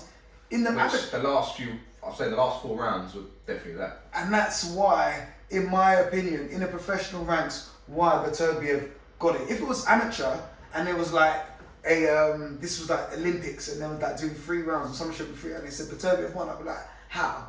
But in the pros, the scoring is very different. So I'll give it to Beterbiev by a round. I said I could get it if they gave it to Bivol by a round, or I said if anything a draw. But I'll give it to Beterbiev by a round or 2, just because at the end of the fight, I felt like if that was the old school 15 rounds, Beterbiev would have got stoppage. yeah. I thought at the end he was landing some serious shots on Bivol. And like you said, as a judge, you're going to sit there and go, he's rocked, that's hurt him. That one's made him start going backwards. Yeah. So that's going to start taking over more than the beautiful combinations. Yeah. But a lot of them are arms and hands. Because where Beterbiev's guard's so tight, a lot of them were hitting forearms, arms, hands, and the ones going through weren't looking like they were affecting Beterbiev enough. They're It's just like, cool. they're just point scoring shots. That's it. And like you said, in the amateurs, point scoring shots is more important than it is in because realistically, you both start at 10 points, and whoever's been, I guess, the aggressor, more damage, more damage, is the one that wins that round, isn't it? Really? Yeah, 100%. I think. I do think that there's got to be a change to scoring. Did you see the AI judge for the Fury fight? Yeah, Oh, Jabba, yeah. So I like that. I did like that, and I think there's going to be a lot more of that this year. And I like. They need to test it a lot more. Like for this fight next month, for instance, whack it in that and test it in that as well. Or at least show that they've tested it Yeah. as well. Like whether they test it in pro fights, whether they test it just in the Local background, fights, stuff like that. anything, just Because get it out there. the key there with the AI judge is there's no influence outside influencing factors, is there really? See, with that though, I think I find it would be good to have to help judges with their decision making. But I think the biggest change that would be good for boxing in terms of the scoring is just making it visible through the fight. And I think that's one of the things. What, every round or so? Every round, so like you know what the score is. Like let's say, imagine a tennis match here where you had to wait till the end to find out actually who won. It's like, oh, that was the winning point. Like you normally would, like every other sport in general, you know the score as the game is going on. It's only in boxing. Would you do it every round though? Would you do it like every 3 or 4? Every 3 rounds, go right. You're behind. Every round for them to show because before in the in amateur boxing. They used to have your scores, like you would have the live scores saying, okay, this person's 4 points ahead, this person's 1 point. Like in the Olympics, you used to have a screen behind the ring. So you've got the Same score. as Wimbledon. Do you know what? There's massive screens around all these arenas. There's no reason why the judges' scorecards can't just go up So you're like every round. 100. So you can see, okay, so now it's three rounds to this person. Now, and you can see their scoring because now the fighters know in their rounds be like, you thought you won that. The only thing is though, you know, like the Fury Usyk fight. So I cut off the Fury Usyk fight, the second one, yeah. You must have won that. Right. So Usyk in his mind, he can sit there and go, I know I'm ahead. Fury's sitting there thinking, oh, I know I'm ahead. Fury thought he won it, didn't he? But even though I give it I gave it 8 rounds to 4 to Usyk. I thought we'd done a lot more, yeah. So, But if Usyk's sitting there going, oh, I'm 6 rounds, whatever, how many rounds ahead I am, 4 rounds ahead or whatever, yeah. This last round I was box and move.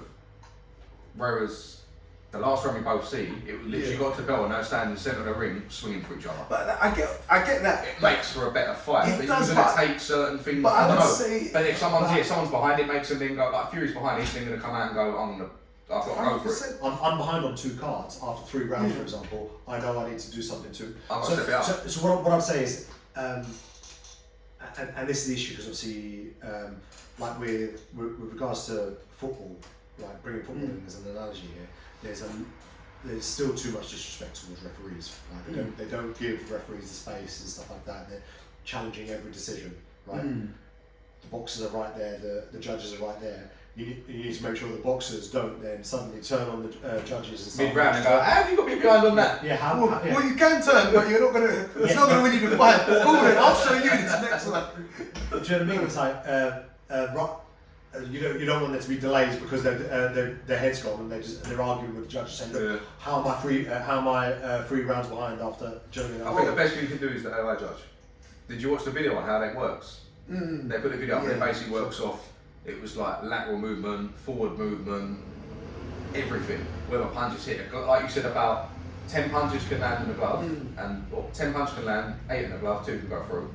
Or if I land 4, but 3 out of those 4 are clean and wobbled you, they're going to score more for that. But I think that's it. Is because the rules are so subjective.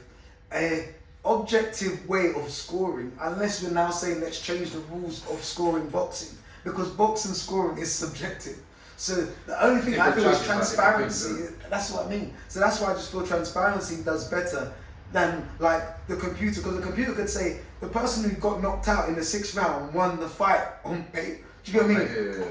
If that knockout didn't happen, but that's not what happened. So I think that there's judges. It's more the transparency. It's all, and I think that's why judges have got more permission to do whatever, because they're not accountable to their numbers. Rather than if every round, it's not the fighters who you got to worry about, it's the crowd. That's who they're going to have to worry about. Because you think if they're scoring some things and people think it's off, it's the crowd who's going to start giving a go at the ref. So you're going to have to apply security. Yeah, absolutely. But put them in a cage themselves and protect them. Do you know what I mean? Just talking about that, I've got my cheap shot for last year. Go on. It's on Instagram. Did you boys see the fight that happened in Africa? Oh my god, that's the biggest Right. cheap shot. No. So my man sparked out his opponent. The judges gave it a draw, got him back up on his feet and said it's a draw. Well, he got knocked out cold. Whoa. His team stood him up and the judges went, we're not going to count the knockdown, we're going to call it a draw. It was a Ghanaian boxer against a Nigerian That's boxer. I can't remember which country it was in, but whichever country it was in. I think it was the in- nationality of the boxer that actually got knocked out. It was in Nigeria? Nigeria. The Ghanaian sparked out the Nigerian, Let's cleaned out. Let's Right? fact check this. Yeah. Fact check it. And they literally got him up. The judges went, no, knockdown's not going to count. We're going to call it a draw. That's my cheap shot of the year. Well, madness. Yeah. Fact check it. Have a look. Yeah, no, you guys carry on talking. Yeah, what you can get away with in boxing is funny sometimes, man. It's like, it's the sport where... Imagine him waking up. I've lost. No, you drew. No, because what I'm saying is, in terms of things like we talk about, like, because it's unfair to call the Dave Allen fight a robbery. Yeah, of course. Whereas That's a robbery.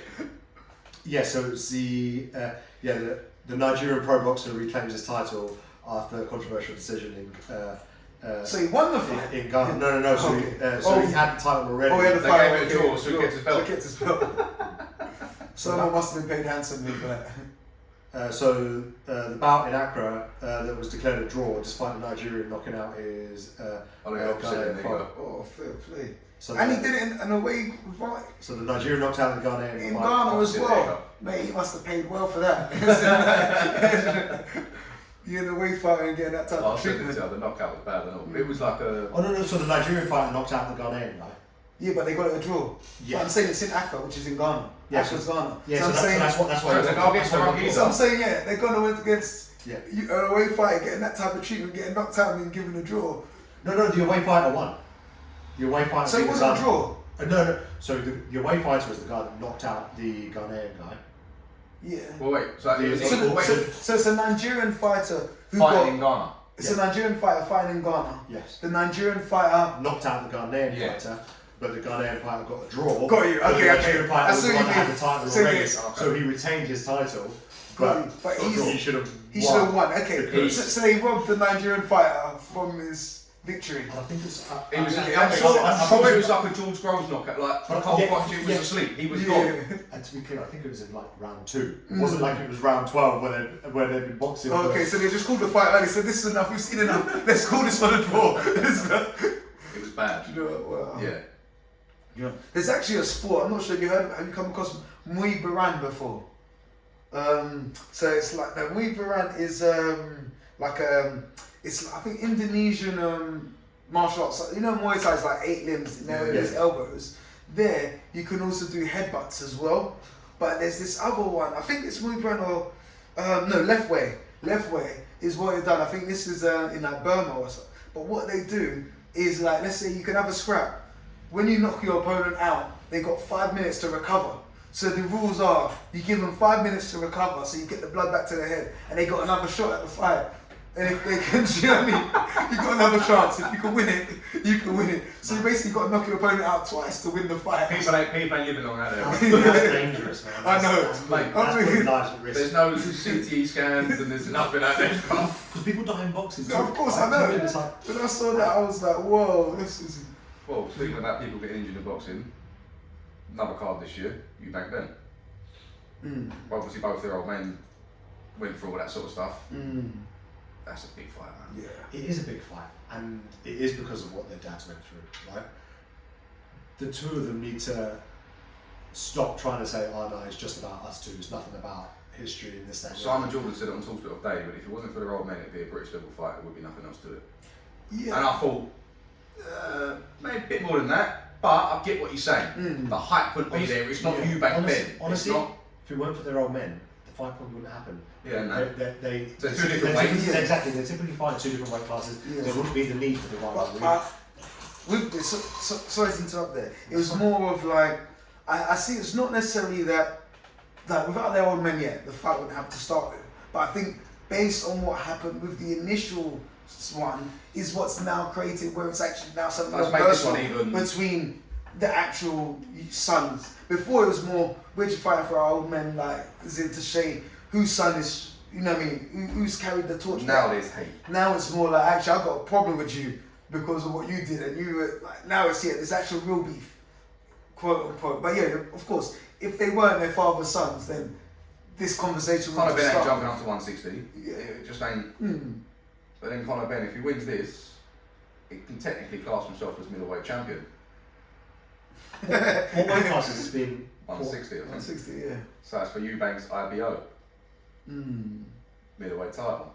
Yeah. Which- So who do you have winning?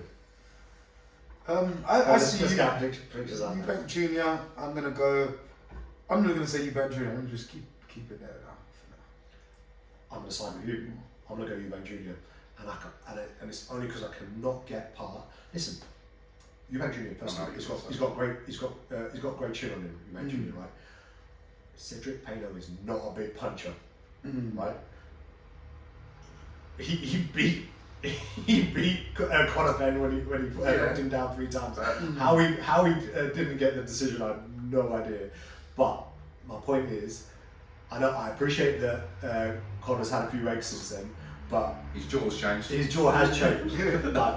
like there's a lot about him that's changed, but I can't see, especially with how Eubank Junior came back against it was Liam Smith, wasn't it? Yeah. In the rematch, watching him come back there, I think Eubank Junior might. The only thing is, I'm going Conor Ben. I know against both you boys. Mm.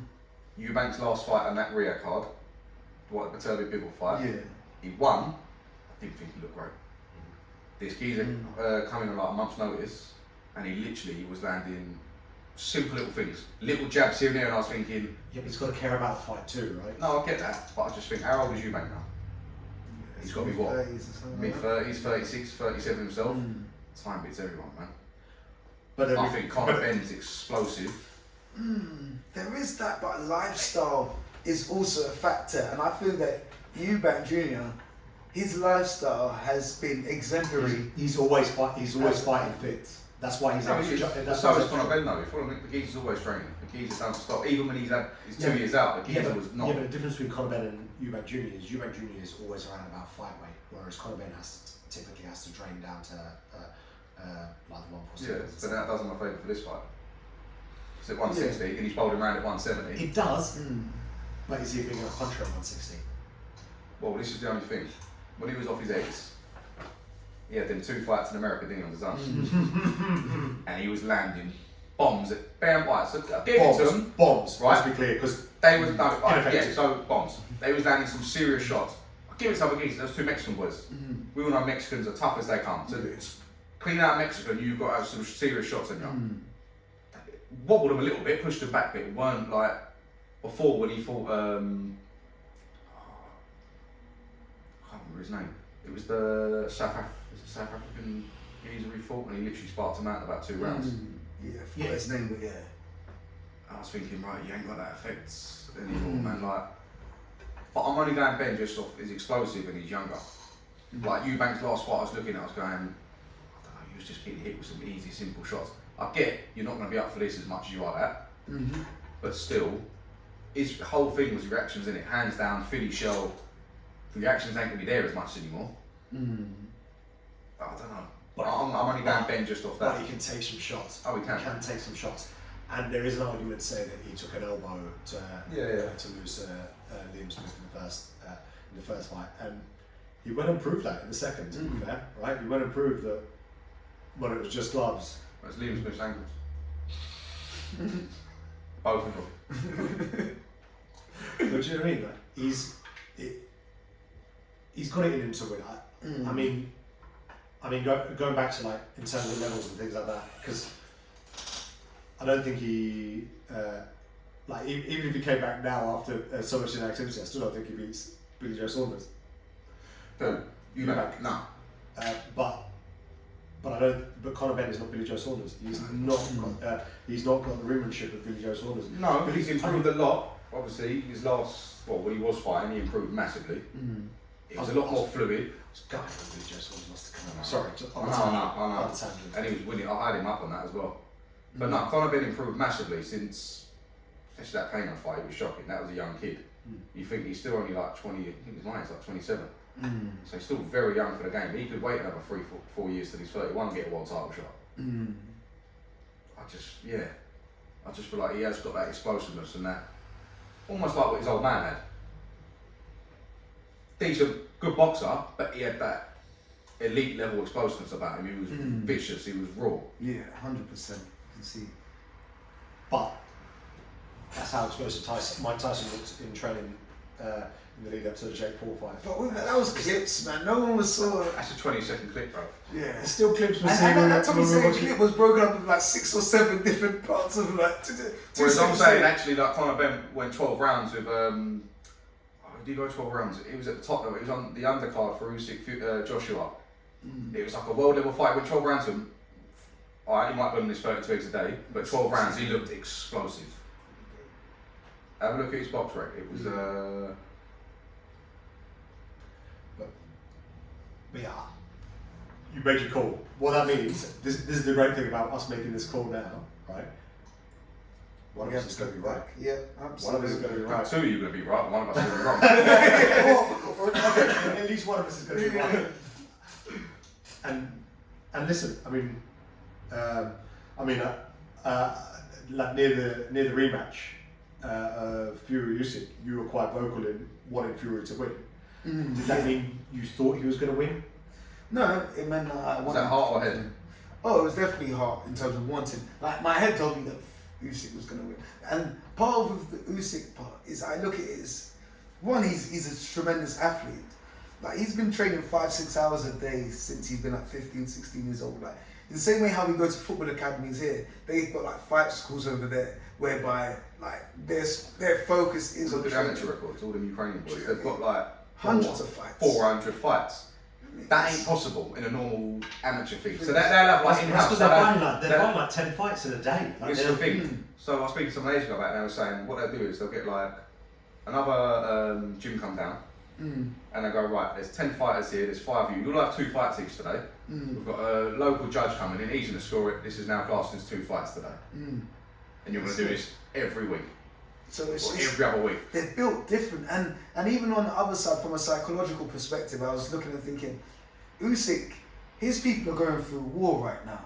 So one, there's a lot more pressure on your shoulders, and it's like, this is, if anything, this is, quote unquote, we say, oh, we're going to war. No, you're going to have a boxing match and play a sport, which has got high levels of risk, but he's been quote unquote, is very different to actually being in war, where you've got to carry guns and you are either trying to take lives or your life may be taken. It's a very different mindset and drive, and to know that actually all these people on the front line, I can lift their spirits and have saved my brothers and sisters' lives by me fighting well. I think that gives a whole different type of fire than I can make a few extra tens of millions of pounds and take care of me and my family and add to my legacy. Like, when my legacy is pretty much already secured, I'm an OG, I've been there, done that, I've got the title, 2-time world, so it's in... But he still loves a fake Rolex. Hey! That video. You see it? No, which was a... You know, you're getting people that come and go, oh, what are you wearing? Like, what's your outfit, this and that. Oh, you mean Usyk's one? Yeah. They asked Usyk, he went, yeah, I see that this I one. bought in Turkey, €100. He went, if I buy it, no one's going to question that it's fake. Yeah, I saw that one. You just told him what it is. Oh, I thought that just sums him up though. He doesn't care, he's a legend, he's just humble. 100%. I don't think he gets rattled, does he? Like, go back to him. I mean, I know you said that he was a bit annoyed and showed some attitude. Try rattle someone that's been to war, fought for his country and probably killed some people out there, right? Has come back, beat Joshua twice, back to war, come back, beat Fury once, doesn't understand everything that Fury's saying anyway. How are you going to get in that geezer's head? I think they're good mates then. I think he and Fury are. Well, did you see his acceptance speech at the Ring Awards? Oh, yeah. He went, I want to thank my friend Greedy Belly. Yeah. I hope you're watching at home. That's it. This is it. I mean, the last time I wanted Usyk to lose, was when he was fighting Benji. But that's also when I fell in love with him, because that's when his kind of character kind of came out, wasn't it? It was like Ben was getting, there's that period over like the black sheep. It was hilarious, that build up, and then you realise, this guy's got something about him in terms of character as well as being a boxer. Do you know what I love about him though? He's the baddest man in the world. He rocks up every fight with his Eeyore teddy bear in his hand that his daughter gave him for love. Ledge. Like Fury ain't rocking up with that. My man rocks up, Eeyore teddy bear, going, yeah, so I'm meant to do my job. Does this, does that, goes home, sees his family, no problem. Yeah. But that's how he is a job for him, isn't it? Whereas everyone else is like, no, I'm going to do this, I'm going to do that, I need to sell it. He's like, no, it's work, I'm still getting paid. I'm going to get paid the same for this fight as I would selling it and shouting the mouth off. I'm going to get paid the same, I don't need to. It's work. I'm going to come in, do my job and then go home. But I would say part of with Usyk, he gets paid the most now as well, but because of how good he is as a boxer. It's very hard to get money like he's getting now without just being a boxer. Because also he isn't just, it's his personality we've bought into. So he is still a personality. I am very feel. All of these little catchphrases. It's almost like if he's Mr. the funniest geezer. Mr. Bean was a fighter. I see it's like if Mr. Bean was a fighter. He speaks it better now than he did. But when he made that first error, I'm very feel. He's kind of like sold that now. Do you know what I mean? But he knows little things like he turned up dressed as a hitman. Yeah. Do you know what I mean? This is all part of what builds and sells the fight. He doesn't sell it in terms of having to badmouth his opponents, but he has known how to build a persona which can generate more money. And he knows it gets into their head. 100%. But the about speaking English, the funny one's now Canelo to speak English. Oh yeah. It's like listening to Scarface. It was that video. But it's a choice though. He chooses not to speak English. He chooses not to. He doesn't have to do all the interviews. Done all the interviews, which is fair enough. But it does crack me up when you do hear him occasionally speak English, and he's like, "Fuck you, man." It's like, am I watching Scarface? Well, there's this one video that somebody's like, they're speaking in Spanish, but there's this one person who's and he's taking photos. They're like, "Oh, get my wife pregnant." You see him look over, like, see if you can find her. Oh, no, she ain't there. But no, he seems like a character, man. My brother met him at the Ring Awards. He was working. He said he was sweet as. He said he was ledge, like sweet as. Him and his like, he goes, literally him his manager there. Yeah. Couldn't fault him. Yeah. Speak English to everyone, so we can do it. But like you said, as soon as the interviews, the camera's on, nah, I mean, I speak English. I can't wait to see Canelo Crawford. That's going to be unbelievable. Who you got for that? I need to see the face. I need to see size difference first. Yeah, without looking at size difference, honestly, Crawford. See, I'm going What's the height? What is the height? 5'8". They're both 5'8". They're both around 5'8". If not, Crawford might be taller. But I think my head says Canelo, my heart says Crawford. I would like Crawford to win. He's taller. Crawford. Let's come up in meters, but Crawford's 1.73 meters, Canelo's 1.71. Yeah. 5'8" to 5'9". Yeah, 5'8". Crawford's 5'8". He was able to overcome bullets. Do you know what I mean? Bullet wounds. Yeah. It's a different mentality. And Canelo's 5'7.5", so there's half an inch in it. Yeah. But I think it's just more the thing, and also being used to fighting at a certain weight is one thing. Being able to, another versus. So I'm looking at Crawford, Madrimov, and no, Madrimov's a tough operator, but far from as seasoned as Canelo is. Probably doesn't hit as hard as Canelo does, in my opinion. And he gave him a tough night. So Was that his first fight that weight though? yes. The only thing I say about that, you know, Usyk's first fight at heavyweight against like he had that Weatherspoon fight, whatever his name was, and he went Chisora. Chisora gave him a tough fight. He's getting used to the weight, isn't he? But this will be above that weight though, if it's gonna be. But that was 154. I don't think this is probably 160 or catch weight 158 because when last time. I think the last fight was it 158. I think it was 154. It was a 154 title for because it's 160 and 154. 158 is a catch weight. I thought they'd done it as a catch. Let me have a look. For Crawford, no, I think it was Crawford fighting at 154 for that title. So at that means that he's going to be getting even heavier. Super water. Interim super water. Yeah, What's that one? That's 158. 154. So yeah, so I think with that, it's now you're going up even more than fighting against someone who's. Because I think the last time Canelo fought 154 was against Mayweather, and that he realised that was a mistake he made, so he's not going to do it again. You're making the same argument as to why I think Conor Benn loses to Chris Eubank Jr.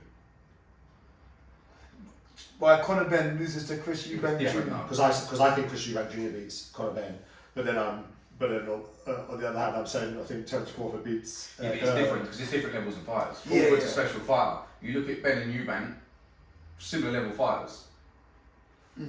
Yeah, it's But Canelo's also special. Let's not forget. No, that's right. I mean, yeah. But Canelo's special is a Canelo's- different type of special. Because Canelo's special, oftentimes, like, He won't do nothing, but he'll get you. yeah, it's one of those This type is of what I'm about to fighters. say. I reckon Canelo wins. Pure off the basis of, you look at the Saunders fight, there's a lot of fights, especially more recent Canelo fights, where he can get in that box, can it plant? But as soon as he lands, and he will land, you're done. Yeah. He was only outboxed by Caleb Plant for a little bit. Do you know what I mean? Caleb Plant showed him he could box, and then Canelo showed him. Yeah. But that How- Saunders how- fight, I thought Do you know what I Saunders. mean? And that's, so for me, like with Canelo, it's a case of. So this is the other thing. So Terence Crawford hasn't lost, right? Canelo might have lost. That doesn't mean he's going to lose as well. There's because he probably uses his losses the most. Like he's like, okay, I've done that. Now I need to. This is what I need to do to fix that. The Mayweather loss made him better than it's made him what he is. And I'd love to see what the Bivol loss has done for him. Do you know what I mean? Because I mean he's fought since actually, hasn't he? Oh yeah, Yeah. he hasn't gone back up to that type of. that way. But I think he's got more to give. Do you know what I mean? Yeah. You think he's had like 6 other fights, but he's still only 34. mid Yeah, 30s. maybe with 30s. So he's been fighting pros since he was like 15. But Yeah. so my point being is he might have lost, but he'll take something valuable from those losses. Yeah. Did you remember when he was meant to be fighting McCarthy for cruiserweight belt or not? Oh yeah. Do you remember that? Yeah. I remember this. Why did that not get sanctioned? There was something about. They had the WBC conference, everything. Those two squared off against one another. Cruiserweight title. I thought, Markham's going to go to cruiserweight. I thought he beat him in McCarthy as well. Just McCarthy's old. Canelo's Canelo. He probably beat him. Then all of a sudden they just went, no, he's fighting Bivol. And I thought, unless he's tried to make weight and he's just thought, no, I can't, this is too much. So all of a sudden you're going from fighting welterweight to middleweight, to all of a sudden you've got to be like 14 stone. Yeah. Probably started 5'7", 14 stone, like, that's a lot of weight for I like... think only Muhammad Kawi could get away with that type of stuff. Do you know, the old school fighter, Muhammad Kawi, I think he was like 5'6", used to fight up to heavyweight, light heavyweight, even fought like Evander Holyfield and that type of guys. Wow. Like, yeah, definitely worth checking out. Like, he reminds me a bit like a James Toney in terms of like good head movement, but literally tiny fighter fighting beasts. So it's in like that. Tony done it. Roy Jones went from middleweight to heavyweight. But Roy's a big lad himself though. He's in height, not that I say big, relative. No, but he's like he's 6... 5'6", no, he's 6'5". He's a tall versus being a heavyweight at like 5'7". He's a different. It ain't that. Do you know what I mean? It's in like, yeah. I mean, Mike Tyson was 5'10". 5'10", Yeah, but that was in the era of cruiserweights though. Mm. So you look back at it, everyone there was no giants back then. I think, what you had, Holyfield was like 6'2", 6'3". You had Lewis was the tallest, then he was 6'6", but he was considered the giant. Whereas now you're sitting there going, well, you've got Zayn 7 foot, Wilder's 6'10", Fury's 6'9", Joshua's 6'7", Usyk's 6'3". He would have been a giant compared to Tyson and them boys back then. But now he looks like he's the smaller one. Yeah, it's like 5'6.5", so not even 5'7". Wow. 5'6.5". Called heavyweight. Yeah, mainly at cruiser, but even still, like to be fine at cruiser at them type of weights, and he's had some decent, I think, even fought George Foreman. No, Like, don't get me wrong, George Foreman laid him out in 7. Oh, about but 7. Do you know what I mean? To get 7 rounds. Is that old George Foreman or young George Foreman? 1988. That's young Foreman. Yeah. So it's like literally. So he went back to back from Holyfield to Foreman, one fight after another. And that's a devilish time to 5'6". 5'6". So there is like obviously there's things which can go. You're looking at a Nui at heavyweight basically. You're looking at a Nui, 14 stones, fighting Usyk. Put it that way. Put it in that perspective. I'd like to see great things from him this year as well. I want to see some. He's fighting next week. Yeah. I like this weekend. I like the thing what I do like about like shows in like Asia or in Australia is the midweek as well. I was working the other week. Yeah. All of a sudden I'm going, it's 11 o'clock and I've got Joe Appetite fighting. And I was like, this is wicked. There you go. Anui's fighting Yi Jong Kim 24th this weekend. Friday. Yeah, this Friday. So I could be on at 10 o'clock on Friday. Nice. It's superb. That's good. So I think, for the first episode, I feel this is it's got the whistle wet. Or first recording. First recording. Sorry to be so pedantically correct. This might actually make a couple of episodes. What I mean is that if we stop the recording, we can record another one and go again. So is it But yeah, no, I think it's good. Or even but it's in terms of like a message to leave with the audience for those who are following. Like, what can they expect from Cheapshots? What can they expect from this show? Like, who's this for? I mean, in your own words, again, no right or wrong answers. In my own words, I mean, just to kind of put it bluntly, I'm a guy that works in finance by day. I'm a avid armchair fan by night, but I mean proper. I'm not someone that just watches big fights. I try and watch everything. If I don't know about a card being on, like for example a Nui fight coming on Friday, I'm buzzing now. Thinking, yes, there's boxing this weekend to watch. Do you know what I mean? Like,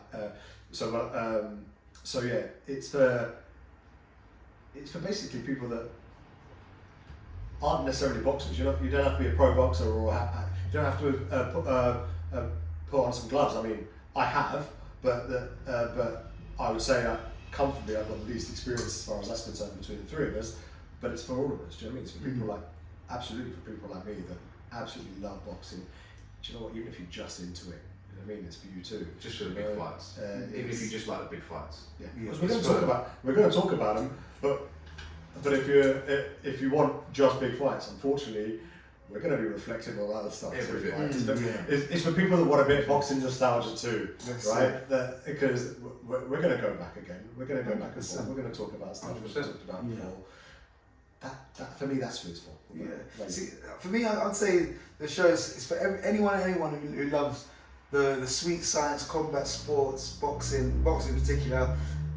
Fight fans first, but also space for fighters too, because fighters watch what's on, not necessarily from a perspective of saying, oh, okay, we're going to teach you how to box or anything, but more to hear to stay on the pulse of what's happening in the boxing world, to maybe hear it from a fresh approach, because again, you've got someone who works in finance, but a big fight fan here. Myself, I'm a boxing coach, boxing life coach, and very much involved in the boxing scene all day, every day. And Reuben, you've been in boxing since ever young, very much got a lot of ties to the boxing space. So I feel that fighters as well will be able to relate, and there's scope and access and information that quote unquote they'll hear here, which would potentially be the first time they hear it, because 100%. We've got direct contact to some of the sources where the bigger platforms, which IFL and Seconds Out or others, will be getting their information from. We've got similar types of access. So I'd say fight fans 100%. If you want to hear about more the details around fights, just again, armchair fans, people like to just chat in barbershops, catching up with mates who like to just talk boxing, the highs and lows. Everyone's opinion is respected. There's no such thing as right or wrong, but where you can be honest and be yourself. And but fight fans and fighters, come along. but if you bang beats Ben, we're right. Equally the other way around. I want to walk in that day like that. It's for everyone. It's for anyone that loves boxing. You don't have to love it, just like boxing. You just want to hear a fresh perspective on things. You want to hear just, like you said, there's no right or wrong answers. There's no right or wrong about anything. Right, you might say a fact, but you're wrong about that. But in terms of what you think about that, or what you think about him, or who you like, hate, whatever, there's no right or wrong answer. Absolutely. It's just whether you want a fresh perspective on things, you want to have a laugh, catch up on the latest boxing news, see what's going on, hear about if you one of the YouTube lover boxers, boxing lovers that you don't know necessarily the history of boxing, but you want to hear about a few, like for instance Nassim, Floyd, Kazagi, then you're gonna find out a bit more about the old school fighters. Yeah, 100%. Do you know what? That's pretty spot on as well. And to kind of basically hang on to what you said as well about it being for boxers too. That's the thing actually. That kind of gives a little bit of importance to the fact that without the boxers, We wouldn't be sitting. we wouldn't be sitting here. But equally, without us sitting in front of our TVs, without us going to the arenas, those boxers wouldn't be there either, because there wouldn't be an income for them to have off the back of that either. So actually, do you know what? It works both ways. Yeah, it's for everyone that is either interested or is in boxing, I guess. Yep, there we go. So that's episode 1 of Cheap Shots. Make sure you tune in next week where we'll have more content coming to you live.